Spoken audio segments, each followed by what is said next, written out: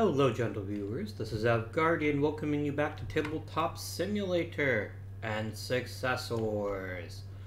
We're now in turn 3, and I'm feeling that this might be the final turn of the game. I actually don't know how long this episode's going to go because both green and blue are quite close to an automatic victory. However, the moment we finish the reinforcement phase, the balance of power and victory points is going to shift back to blue. So that's something else that is worthwhile to consider.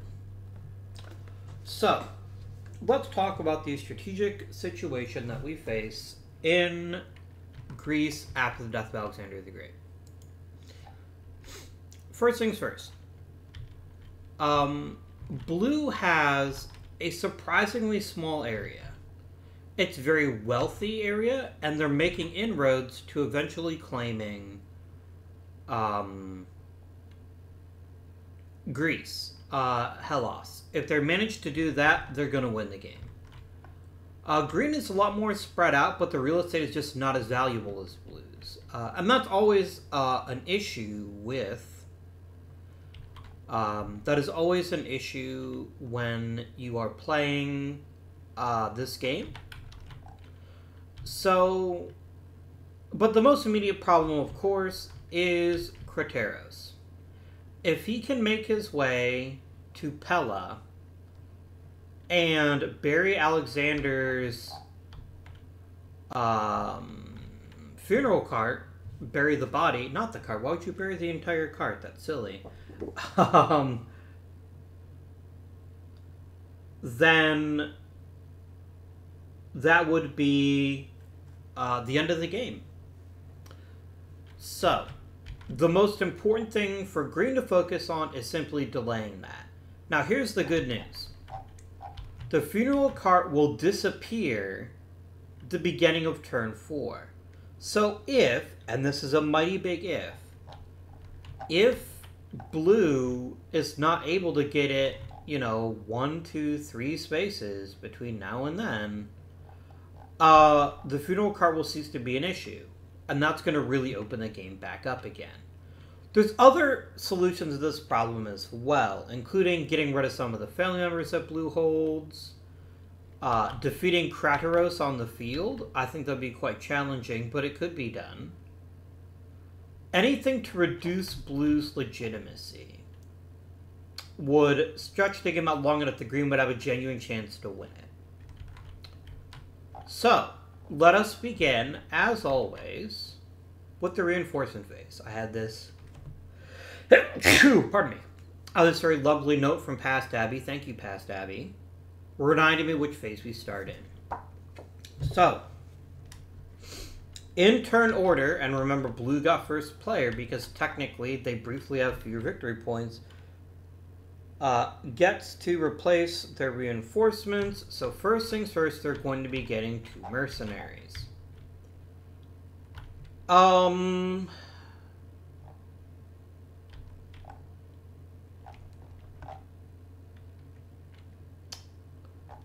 We're definitely going to give 2 mercenaries to somebody.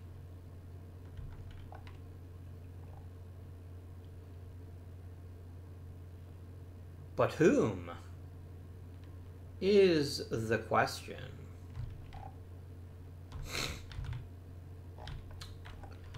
So, let's talk through our options here. First of all, we have the new Polyperchon because Antipatris is dead. He's fine. He's not the most amazing general in human history. But he doesn't have any troops, which means right now he's basically worthless. He should have troops, though. Oh, I just didn't put him on his card, lol. Okay. I'm smart. No, I'm not. I'm really not.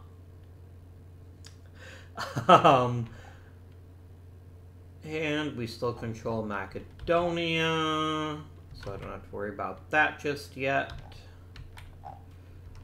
Cool. So then the question becomes, do you reinforce Leonatos or do you reinforce Polypergon?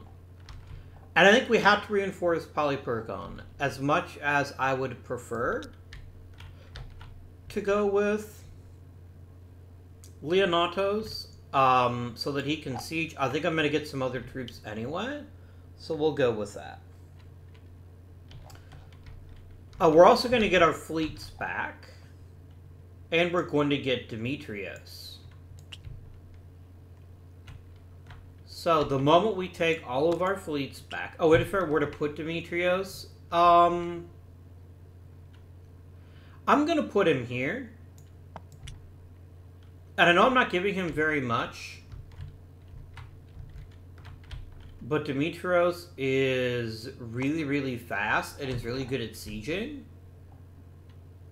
So actually, I'm gonna give those 2 extra dudes to Demetrios. That's perfect. It's because we're really good at sieging during the surrender segment. That's very helpful. Okay. Now, immediately, this goes boop. And drops by 3 to 22, goes up by 3 to 25. Problem sorted.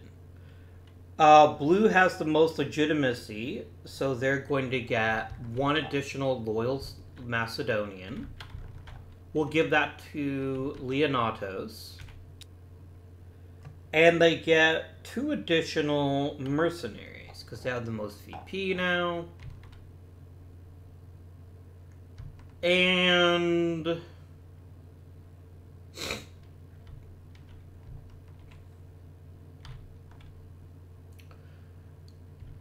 I'm thinking another 2 to Demetrios makes sense. I wanted to have lots of people so we can get lots of sieging done with him. I think that makes a lot of sense.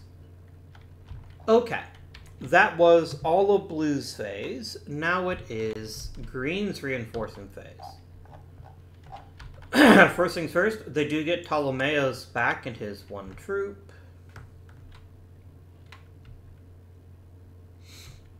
Where do we want to place him?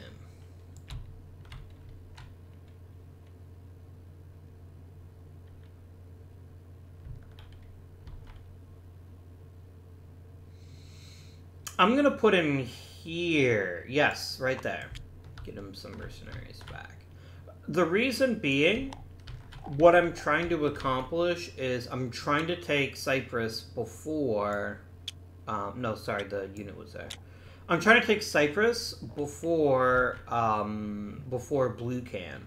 I don't think I'll be able to get there in time, but I'm certainly going to try. I'm then going to give him the 2 reinforcements I get. Oh, and I forgot to give Blue, because they control Macedonia, so they also get 1 additional loyal unit. Let's strengthen Polypergon a bit. There we go. That's good. So...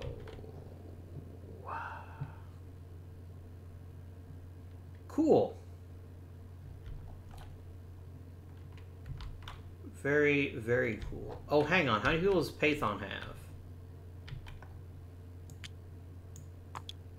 Okay, he's got enough to continue the siege. Great. I kind of want to put Aemene somewhere because he's our best general, but I just don't have anywhere to reasonably put him right now. That may change, though. We'll see what happens from there on out. Oakley Dokley. The last step of the reinforcement phase, of course. Reshuffle the deck. 5 for blue. 5 for green. What the heck? Oh, I completely must have forgotten to do these last 2 cards. It's a good thing they don't matter. But they should be added back in and shuffled up. And then we're going to switch over to yellow. We're going to do 5 twice. Cool. Alright, reinforcement phase is done. First things first, blue is going to do its siege phase, which means Polypercon gets to add a blue marker there.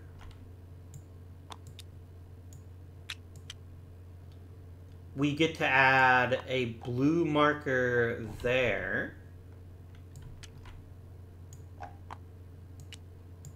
Which gives us control of the Athens fleet. Oh, we already had control of the Athens fleet. Oh! Only now do they get the victory points back. Yeah, because Athens wasn't actually captured yet. No one had it. Which means that the two mercenaries end up going to green. That could prove very important. I am going to reinforce Perdiccas. No? Pathon. There you go. That could be very, very important. Because technically then they would have been tied with 4 each, because they wouldn't have had Athens until they got their new marker there. Who else is hanging out in territory? Kratros already has that. Polypercon and Demetros we already did. Antigonos is with Leonatos. And Leonatos is on friendly territory. So that means that blue is done with the surrender segment. Now you get to decide what card to play.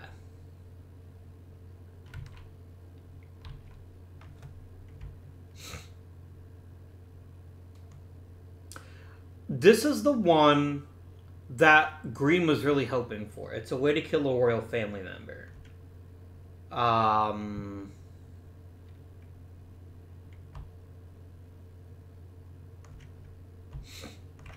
What card do we want to play?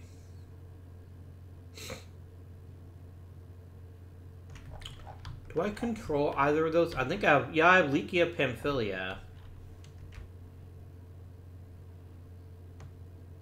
But it causes it to upgrade a fleet. And upgrading a fleet is arguably the most important thing I could do.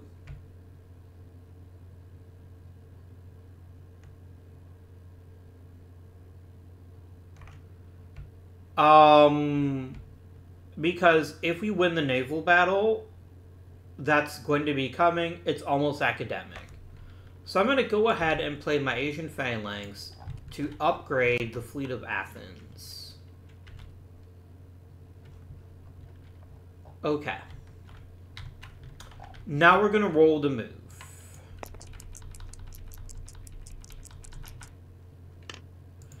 We get a 4. So first things first. Kratros can move up to 3 spaces.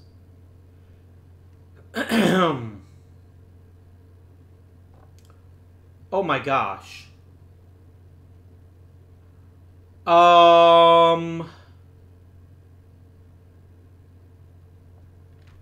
That's a mountain pass. Why did I never see that before? So that literally means that you can't stop Kratros anymore. It is impossible.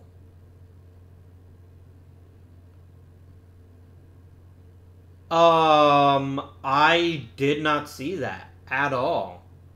Which means that the Navy doesn't even matter anymore.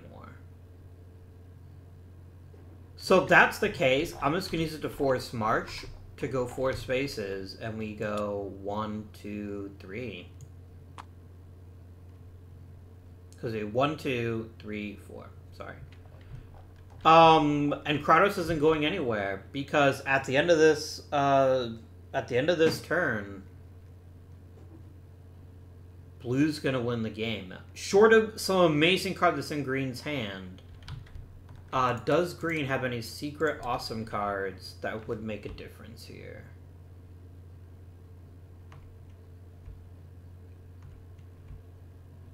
No.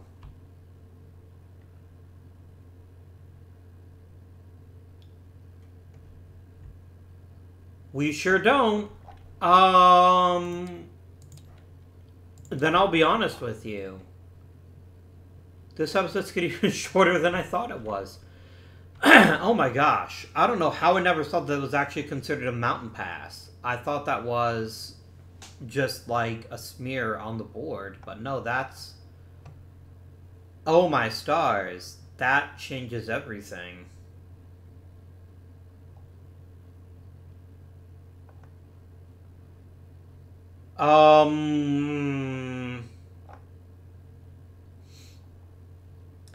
I choose not to have any of my other generals because I don't care. I get to the forge segment and we bury Alexander the Great. His tomb is in Pella, the place he always wanted to be. That's 10 legitimacy for blue. And blue, my dear friends, has won this game of Successors. I did not anticipate this being such a short episode. I don't know how I missed that, but it's very clear. It's very clearly there. Very clearly there. Actually, they would have won at the end of last turn, but that's just a big dummy moment for me. A great big fat dummy moment. Oh well. So one thing we can talk about a little bit is the game as a whole, and where I think the game looks good, as well as where I think the game falls a bit short, as well as talk about what game you're going to see in 2 weeks. Nope. I need my...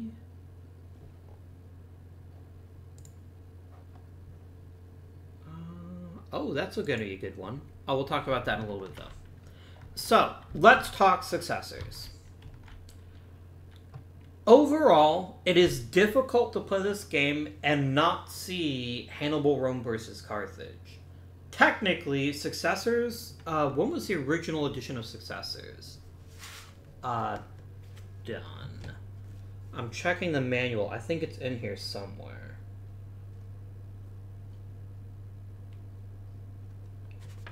Because there's, like, the copyright stuff.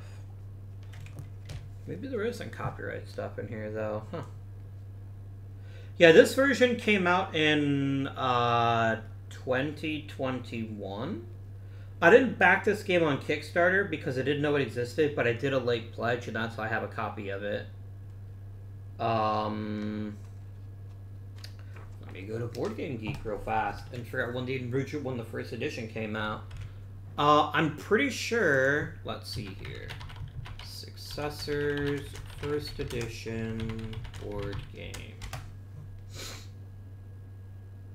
1997 is when Successors came out, and when did Hannibal Rome versus Carthage come out? I'm just trying to figure out which game came out first. Hannibal did actually come out the year before. But it's difficult not to see the essence of Rome versus Carthage in this very game. It's got a lot of the same concepts. It's placing your PCs, it's playing cards, it's moving generals, etc., etc. All that is quite similar. It doesn't have the battle cards, and while I love Rome versus Carthage, I mean, I really love Rome versus Carthage, I don't love the battle cards as much. Which is weird. It was my so the very first time I ever played Hannibal versus Carthage, I was in Latin club in high school, and I played it, and I was blown away by it, and I really loved the battle cards. Now, they make the battles feel epic, but they also make the battles feel slow, which I guess is kind of just the reverse sides of the same coin, right? And I'm not super enamored by that, now that I think about it. Now, full transparency, if you showed up at my doorstep tomorrow and said, Avi, I want to play Hannibal versus Carthage, I'd be putting the board out on my table and setting it up. I love the game, and I will play it. But I think if you said, hey, Abby, I want to play a war game, what do you recommend? I don't think I'd pull Hannibal versus Carthage out right away. Which is strange. If you would have told Abby 10 years ago that you'd feel that way about that game, or 20 years ago, or 25 years ago, I'd probably be like, don't be stupid. That game is perfect. And I still think it's great. But I think other war games are just better.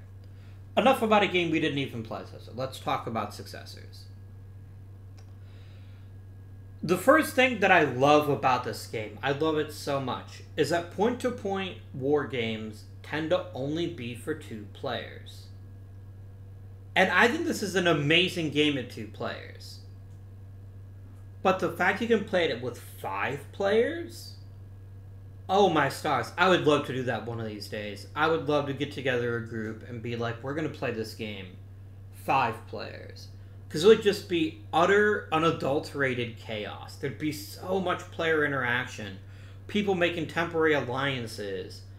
Just purely phenomenal. It reminds me a bit of Here I Stand in that. Where Here I Stand, I've never played it at 2 players. I've only actually played with the max player count. Is so much fun because there's so much player interaction, there's so much scheming and plotting and so forth. So, I've never played this game with more than 2 people, but I'd be really interested to give it a try. I think it would be a lot of fun, and it would just be utter chaos, and I think it would be brilliant.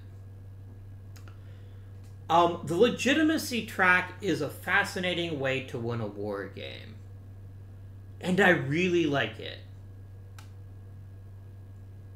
It gives this game that extra strategic feel so that you have to think about something else when you're playing the game. It's not just, I need these areas to win.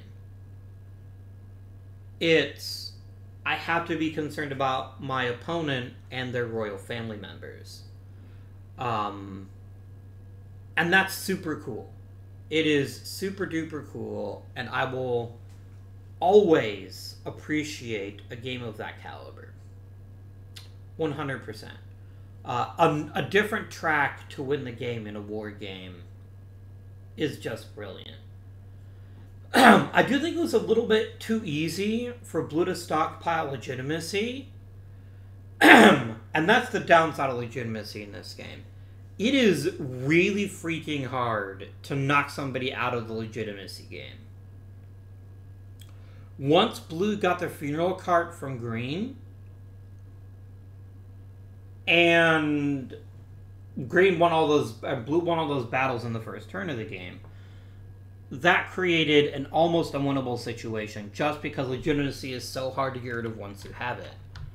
Because you've got 2 for controlling Macedonia, right? You've got 3 legitimacy for some other reason I don't remember at the moment. Oh, because you never lost champion status.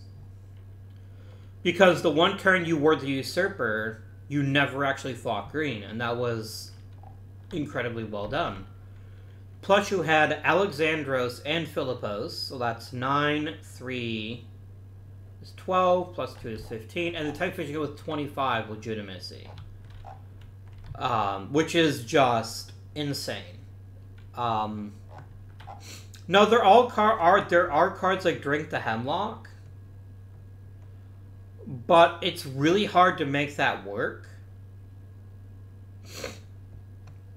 Because you gotta be in the same location, right? And ultimately, the biggest problem I had was I couldn't beat Kroteros. So even though it was a way to win the game other than the war game, yeah, my dudes, they were pretty much boned from day one. Pretty much boned. The moment Green or Blue got both these family members, it became very, very difficult. Now, you start losing family members pretty rapidly beginning in turn 4. So this is really Blue's only chance to get the instant victory. Yeah, so that's something about the legitimacy track. I would probably nerf it a little bit.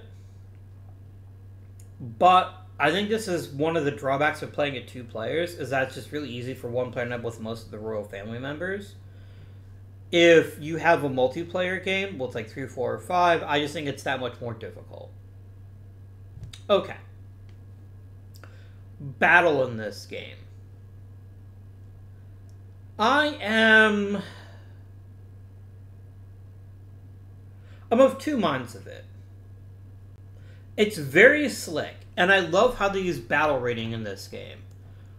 Which is, you get to set the die to that number if you roll less than that. That's pretty awesome. Pretty awesome. I like the chart. I like the strength. It's very easy to calculate, and it's very easy to roll and resolve the battle. So what don't I like about battle? I think 9 is not the best number for leader loss. I get it, you can get it 4 different ways, a 4 and a 5, or a 3 and a 6. Plus the reverse die combinations. So either get 4, 5, 5, 4, or 3, 6, 6, 3, which counts as 4 different dice rolls.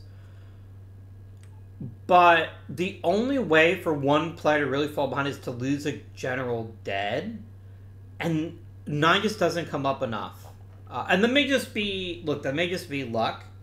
And that's the problem with any game that involves a dice roll, right? Is there's going to be luck involved. Totally get it.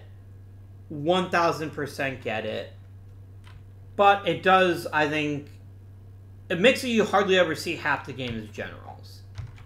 And there really are some very cool generals in the game with some different abilities. And we didn't get to see them because we had basically the same generals all game. With the exception of Justice Term, we had Polyperchon and Demetrios. There are 20 generals in the game. Not counting the minor generals, of course. And so that's kind of a bummer, and another reason to play the game in multiplayer instead of 2. The surprise cards are nice, but they hardly ever affect battle, at least the ones that we've seen. And that leads me to another segue point here. I like the fact you shuffle the entire Taiki deck every time, but I also don't like it. Because the deck is quite large, it means that you're not going to get to see even the majority of the cards in a game. And I know some cards are actually duplicates. I don't have like a card list. I'm sure there's one online I could look up if I cared. Some cards are duplicates, but it is what it is. Back to battle for a moment. The silver shields are broken. They are truly, truly broken. Because, yes, there is a way to get rid of them. There is only one way to get rid of them, which is either defeat them in battle, which is quite difficult, or get this card.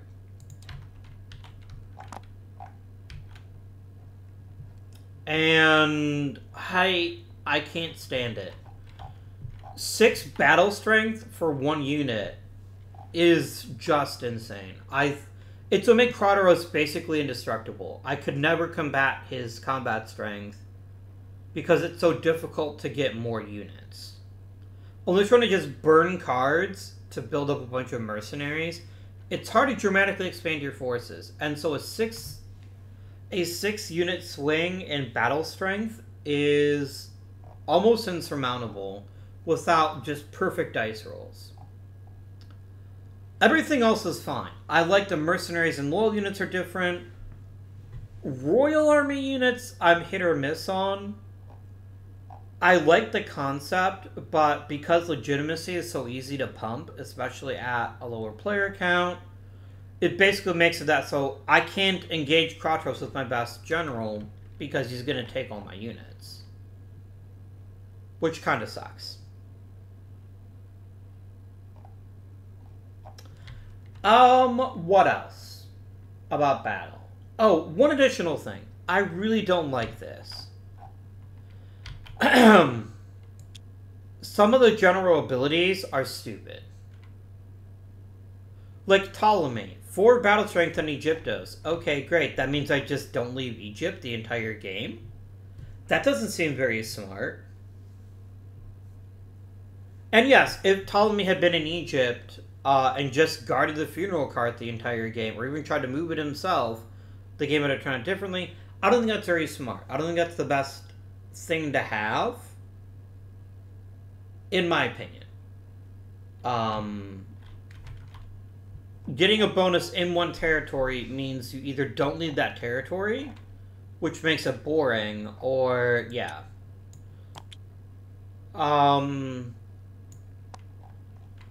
So that's something I don't like quite so much about these bonuses here.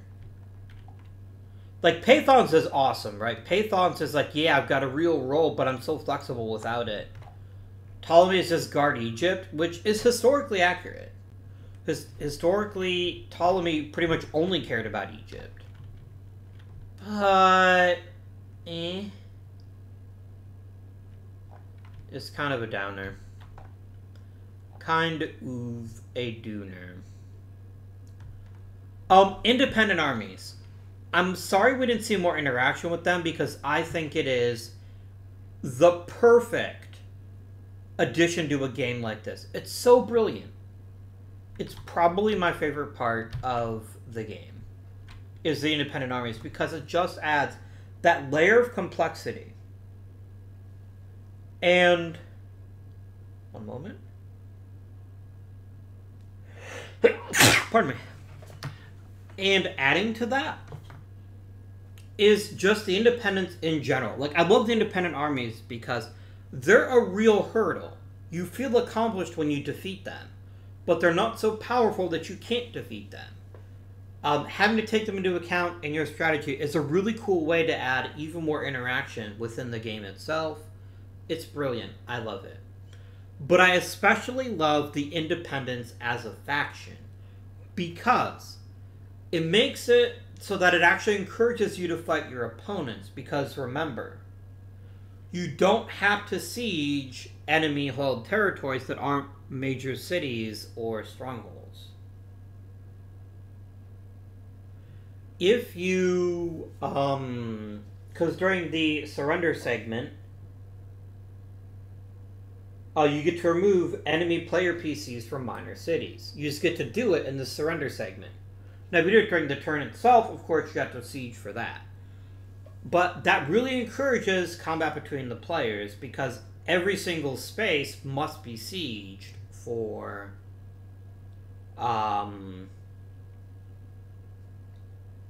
every single space must be sieged if you are... if you're facing the independents. And that's really cool. It makes sure that the game doesn't end too quickly. It's really clever, and there's really nothing to be done about it in terms of, like, it's not an automa, right? Or automa? Automa?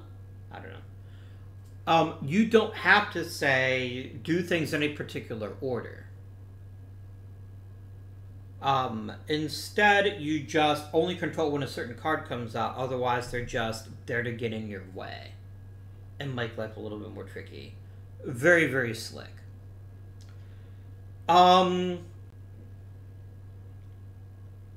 What else about the game needs to be mentioned? It's cool to have these bonuses for, like, achievements. Having the biggest fleet, controlling the Hellspawn, which are this, that, and that. So control 5 areas, get 2 points. Or being the Lord of Asia, which is control Babylonia, Syria, and Phrygia. Is really, really cool. I like that a lot. I love the theme. I like that they only use the Greek names for places. It makes it really feel cool. The Pontos, Aexanos for the... Or is it like Eushanos? I don't know how to say that letter in Greek. It's Chi, right? I could look it up, but I'm too lazy. For the Black Sea, the Megale Thalassa, the Great Sea. For the Mediterranean, just awesome. The Caspia Thalassa for the Caspian Sea, very, very cool. The provinces are all quite balanced, so that it's going to want you to be more interested in the populated provinces that existed in the time frame. And it especially drives up the value of having Greece and Macedonia, which it definitely should, right? Some of the provinces are a little bit less interesting. Libya is... Yes, it's 2 points because there's so many transit points in between. And you can't just go from, like, here to here in one move. You can only go one space. That's not ideal. Or maybe you can. I'm going to feel awful stupid if I misread how naval movement works.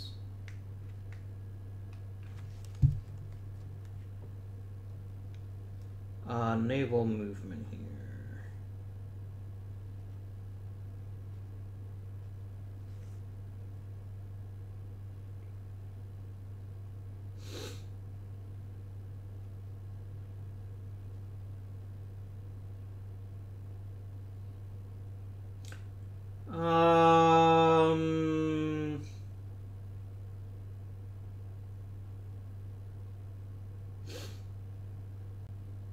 Yeah, you can only go one space. Okay, I was right. That makes me feel better. A little bit. Yeah, some of the provinces just aren't worth very much. Which is... It's fine. It does create a real issue if you are playing a faction that's based more heavily in the east. Because there's only 2 provinces of any value, and they're quite far apart, which are Babylonia and Aegyptos. It pretty much drags you to the west, which is obviously not ideal. What else? About this game is worth noting. I like the different unit types. We didn't play with cavalry. Cavalry's got some special rules. That's the one optional rule I didn't choose to do. I think next time I play again, I might pick cavalry. Basically, they're a little better at some things, a little bit worse at other things, but they replace mercenaries, if you want them. The cards are all fine. I wish they were a little bit more powerful if used as an event. But I don't hate it. I don't hate it. I'll look at the other side of the board.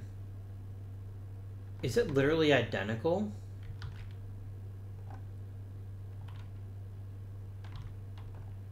What is the difference between these 2 boards? I think the only difference is that the box is smaller. Other than that, this looks pretty much the same. Interesting.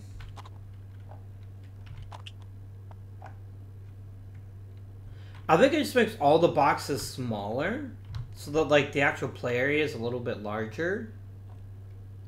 I guess that works, but I do prefer the other side of the board much, much more.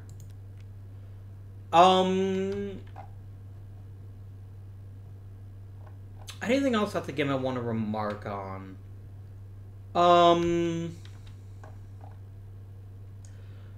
Units are too hard to come by. Because the battles are all or nothing, I think that really makes it so like you need to be able to get more units. And I need to reread the rules for largest fleet, like when it's actually checked. Because that just seems like the most ridiculous way to ping pong so that you always get the best end of victory points. Um...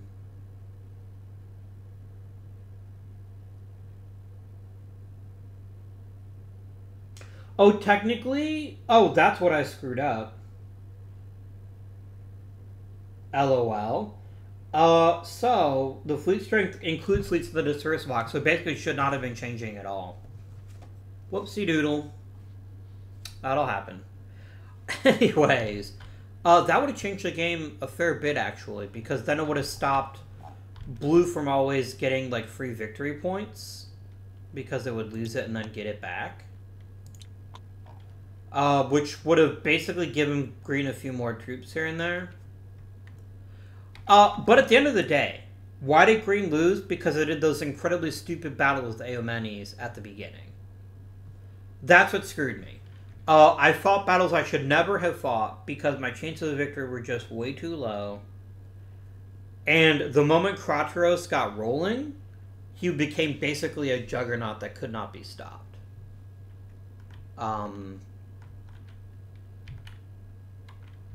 And that's ultimately why Green lost the game.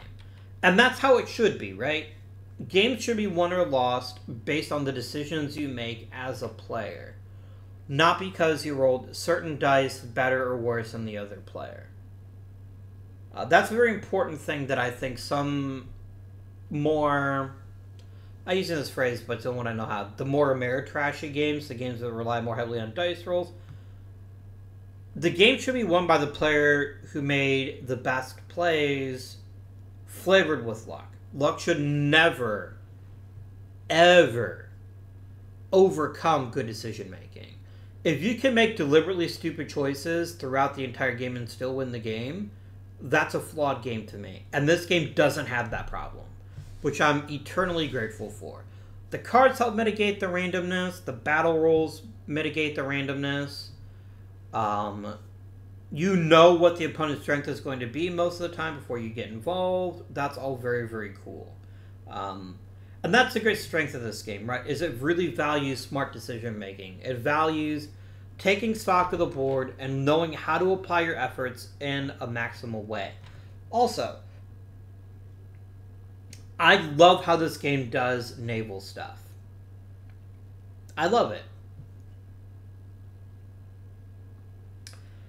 It makes navies feel important, where in so many war games that aren't naval war games, obviously, navies don't feel important.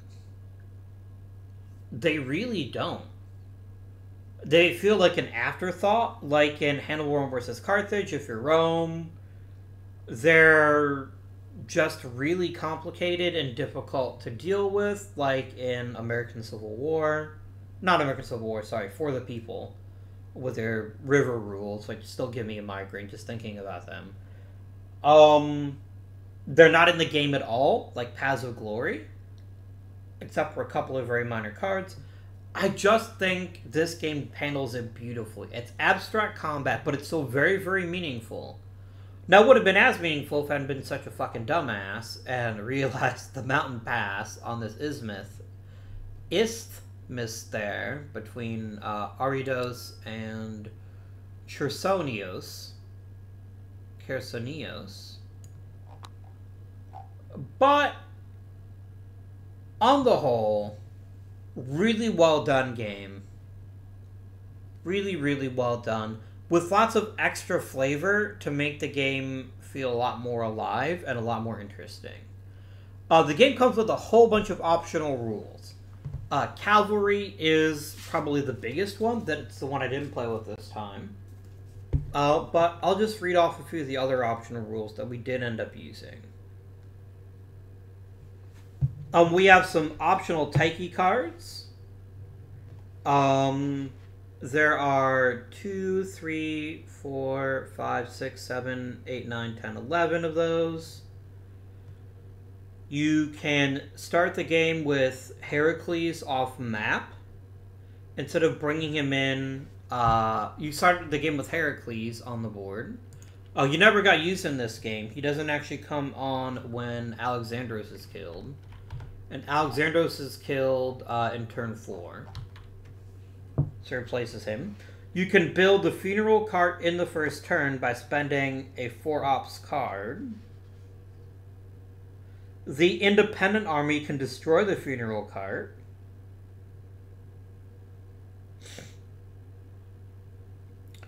You can make sieges work a little bit differently.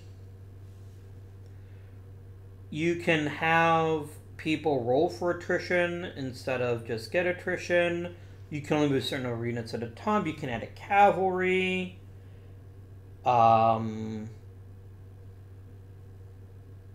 Which are more difficult to train, but they are a little bit better at conducting sieges. They can remove player PCs.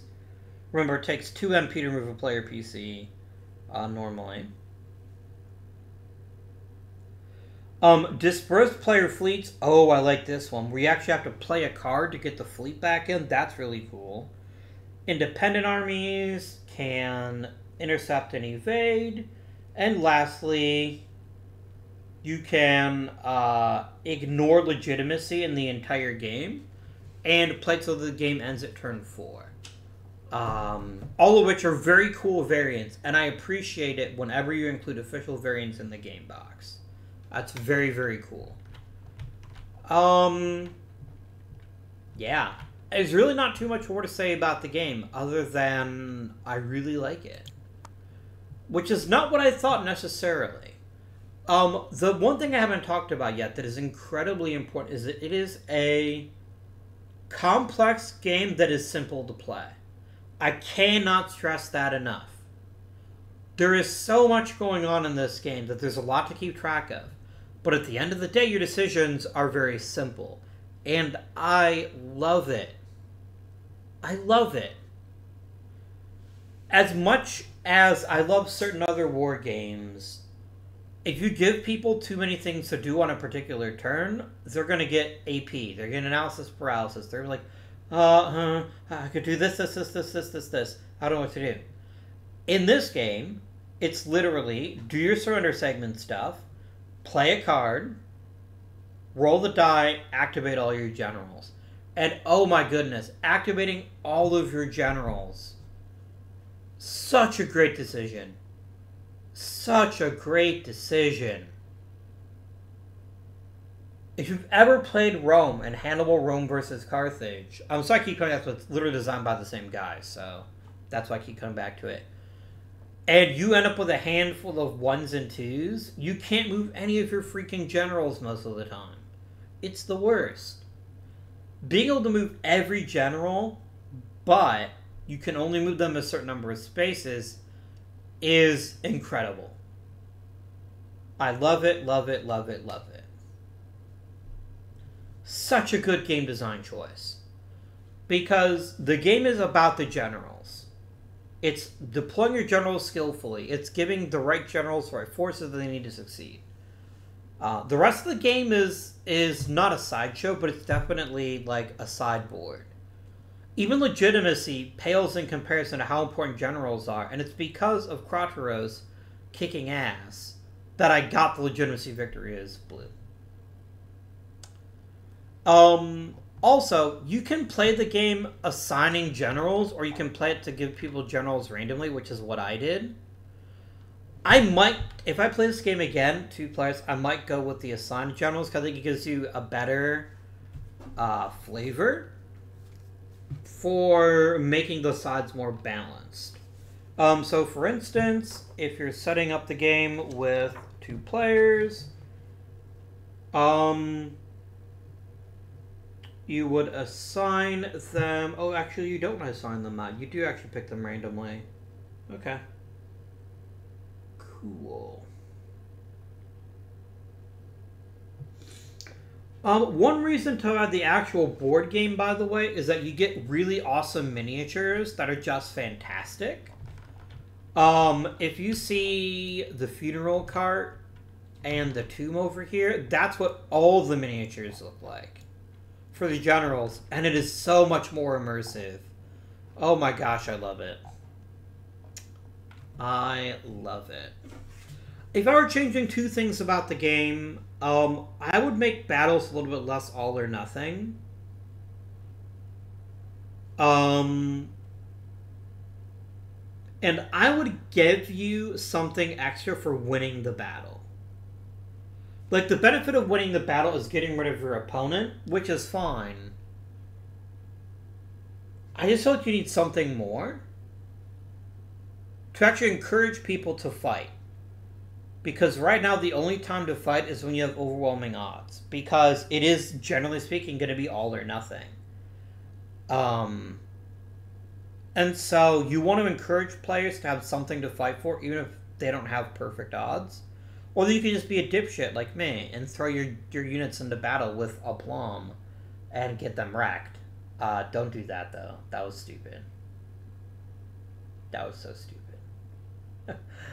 Oh, my stars. Oh, my gosh. Green could have been so much more competitive this game had I just not been such an idiot. But Green didn't do that badly. Yes, they essentially punted on legitimacy the entire game. I didn't really have an option to deal with that. However, they were right up there with victory points by just grabbing the easy stuff, which is pretty phenomenal. Like the game a whole lot. Just legitimacy is a little bit too strong in a 2-player game. Or even a 3-player game. I don't know how much I'd like legitimacy. But everything else about the game is mwah, gorgeous. The art is excellent. I like the little quotes in the bottoms of the cards. That's very, very cool. The charts are all very easy to follow.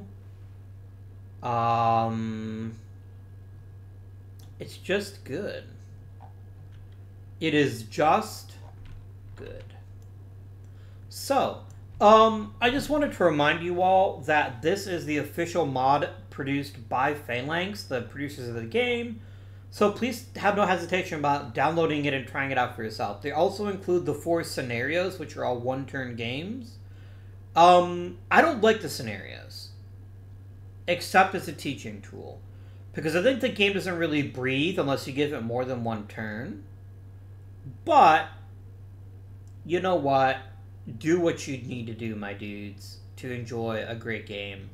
And this is a phenomenal game. I highly recommend you buy a copy of it if you do like it, though, just because it's not a cheap game, but it's because the miniatures are so freaking awesome that it's worth it, in my opinion. What are we playing in 2 weeks? Are we playing Red Cathedral? A game about building St. Basil's Cathedral in Moscow. Which is going to be... it's a very fun little game, and I think you'll enjoy it, as I do. But until next time, my friends, thank you very much for watching this series. Apologies, this episode ended up being a lot shorter than I thought it would. Because I am a potato. But regardless, thank you for watching, and I bid you good day. And this is for Green.